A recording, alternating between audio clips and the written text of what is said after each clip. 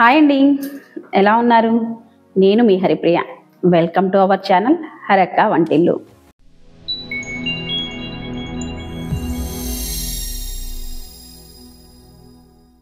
ఈరోజు మన హరక్క వంటిల్లులో బజ్జీ మిరపకాయతో కర్రీ అండి. చాలా చాలా సింపుల్ రెసిపీ అండి. లంచ్ బాక్సులకి ఏం కర్రీ చేయాలి అని చెప్పని హడావిడి పడుతున్న దీంట్లో 2 నిమిషాల్లో చాలా ఈజీగా ప్రిపేర్ చేసుకోవచ్చండి. దీనికి కావాల్సిన పదార్థాలు ముందుగా చూద్దాం రండి. దీనికి చూడండి, పెద్ద సైజు బజ్జీ మిరపకాయలండి. నేను ఒక 4 మిరపకాయలు తీసుకున్నాను, ఇలా కట్ చేసుకొని పెట్టుకున్నాను.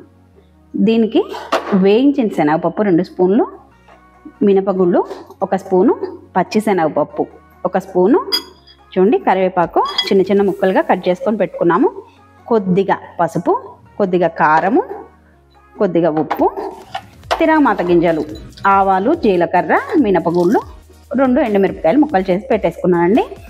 ఇప్పుడు ఎలా తయారు చేసుకుందాం చూద్దానండి. ముందుగా ఒక బాండీ తీసుకొని, దీనికి ఆయిల్ ఎక్కువ పట్టదండి, కొద్దిగానే పడుతుంది ఆయిల్. 1 spoon oil వేసేసుకున్నాము. ఇప్పుడు స్టవ్ వెలిగించేసుకొని స్టవ్ సిమ్లో పెట్టుకుందామండి. ఆయిల్ కొద్దిగా హీట్ అయిన తర్వాత ఆయిల్ వేడెక్కిందండి. ఇప్పుడు ఈ కట్ చేసి పెట్టుకున్నాం కదా మనం మిరపకాయ ముక్కల్ని దీంట్లో వేసేసుకుందాం. ఇవి తొందరగా మగ్గిపోతాయండి, మగ్గితే సరిపోతుంది. ఇది డీప్ ఫ్రై లాగా అవసరం లేదు. ఇలా ఒక్కసారి ఈ ముక్కలన్నిటికీ ఆయిల్ పట్టేలాగా ఒక్కసారి తిప్పేసుకొని సిమ్లో పెట్టుకుందాం. సిమ్లో పెట్టుకొని మూత పెట్టేసుకుందామండి. ఇది మగ్గేలోపు దీంట్లో కావాల్సిన ఒక పొడిని ప్రిపేర్ చేసుకుందాం మనం. దీనికి ఒక చిన్న ప్యాన్ పెట్టేసుకొని స్టవ్ వెలిగించుకుందామండి. దీంట్లోకి ఆయిల్ ఏం వేయక్కర్లేదండి. చూడండి, మనం మినపగుళ్ళు తీసుకున్నాం కదా, ఈ మినపప్పు, పచ్చిశనగపప్పు, ఈ 2 కొంచెం చక్కగా ఎర్రగా వచ్చేలాగా వేయించుకుందాం మనం. ఇవి కూడా చక్కగా సిమ్లో పెట్టుకొని వేయించుకుందామండి. ఎందుకంటే హైలో పెడితే మాడిపోయినట్టు వస్తాయండి. సిమ్లో పెడితే చక్కగా ఎర్రగా లోపల దాకా వేగి చాలా రుచిగా ఉంటుందండి.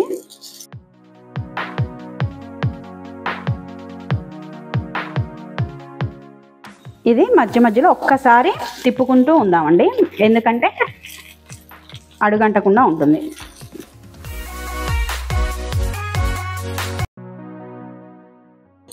ఈ పొడి మీరు ముందుగా ప్రిపేర్ చేసుకొని చక్కగా ఒక బాక్స్లో పెట్టుకొని ఇది అన్ని కర్రీస్లోకి వేసుకోవచ్చండి. చాలా బాగుంటుంది. దొండకాయ కూరలోకి, వంకాయ కూరలోకి, అన్నిట్లోకి చాలా చాలా బాగుంటుంది.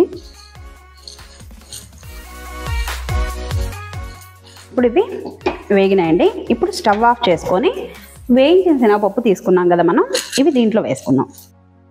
ఒక్కసారి అంతా కలిపేసేసుకొని ఇప్పుడు దీన్ని చక్కగా మిక్సీ పట్టుకుందాం. ఇది పలుకుగా ఉండాలండి, మెత్తగా పట్టేసుకోకూడదు. కొద్దిగా పలుకుగా ఉంటేనే చక్కగా తినేటప్పుడు పంటి కింద పడుతూ చాలా చాలా రుచిగా ఉంటుంది. ఓకే, ఇప్పుడు దీన్ని మిక్సీ పట్టేసుకుందాం. చూడండి, చక్కగా బరకగా దీన్ని మిక్సీ పట్టేసుకున్నాము. ఇప్పుడు దీంట్లోకి కొద్దిగా జీలకర్ర అండి ఇలా నలిపి వేసుకున్నాము. రుచికి సరిపడా సాల్ట్ అండి, కొద్దిగా కారము. ఈ కారం కొద్దిగా తక్కువే వేసుకోవాలండి, ఎందుకంటే నేను మిరపకాయల్లో ఆ గింజలు తీసేయలేదండి, అందుకని కొద్దిగా తక్కువే వేసుకోండి. మీరు కారం తింటాము అనేట్టయితే మీకు సరిపడా వేసుకోండి.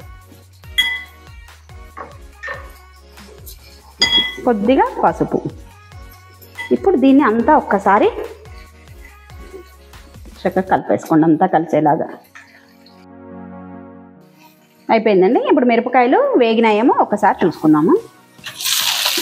అయిపోయిందండి. చూడండి, మిరపకాయలు చక్కగా మగ్గినాయి. చాలండి. ఇంకా ఇది ఈ పౌడర్ అన్నమాట దీంట్లో వేసేసుకుందాం. మొత్తం దీన్ని ఒకసారి కలిపేసేసుకుందాం. ఇట్లా ఈ పౌడర్ అంతా చక్కగా ముక్కలకి బట్టి ఆయిల్లో కొద్దిగా వేగితే చాలా చాలా రుచిగా ఉంటుందండి. ఇప్పుడు స్టవ్ ఆఫ్ చేసేసుకుందాం. ఈ స్టవ్ ఆఫ్ చేసుకొని మనం దీంట్లోకి కొద్దిగా తిరగమాత వేసుకుందామండి. దీంట్లోకి తిరగమాతలోకి కొద్దిగా ఆయిల్ వేసుకొని ఒక స్పూను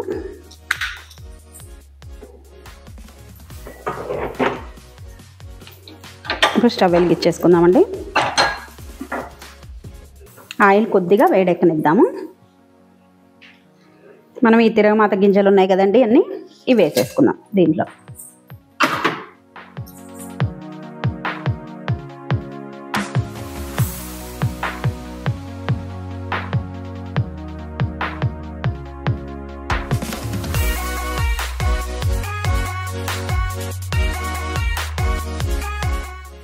ఇప్పుడు తిరగమాత వేగిందండి.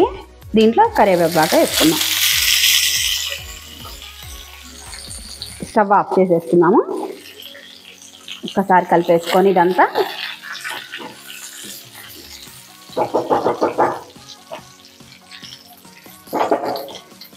ఈ ఆయిల్ వేడిగా ఉన్నప్పుడే ఇది చక్కగా దీని చుట్టూతా వేసుకుందామండి. ఎందుకంటే ముక్క ఎక్కడన్నా మగ్గకపోతే కనుక ఈ వేడికి చక్కగా మగ్గిపోతుంది. పచ్చిమిరపకాయ సేపు మగ్గుతుందండి, 2 నిమిషాలు, ఎక్కువ టైం తీసుకోదు. అంతా ఒక్కసారి తిప్పేసుకొని ఇప్పుడు ఇంకొకసారి స్టవ్ ఆన్ చేసుకుందామండి. స్టవ్ సిమ్లో పెట్టేసుకొని ఒక్కసారి మొత్తం అంతా కలిపేసుకొని కొద్దిసేపు చక్కగా మూత పెట్టేసుకుందాం. ఇప్పుడు ఆయిల్ వేసిన తిరగమాత వేసాం కదండి. ఈ తిరగమాత చక్కగా అంతా ముక్కలన్నిటికీ ఆ పప్పుల పొడి అంతా కలిపి పట్టి చాలా చాలా బాగుంటుందన్నమాట. మళ్ళీ స్టవ్ వెలిగించాము. ఈ ఆవిరి మీద అయిపోయిందండి. ఒక్కసారి కలిపేసుకుందాం. చూడండి అయిపోయిందండి. ఇప్పుడు స్టవ్ ఆఫ్ చేసేసుకుందాం. దీన్ని ఒక సర్వింగ్ బౌల్లోకి తీసేసుకుందాం.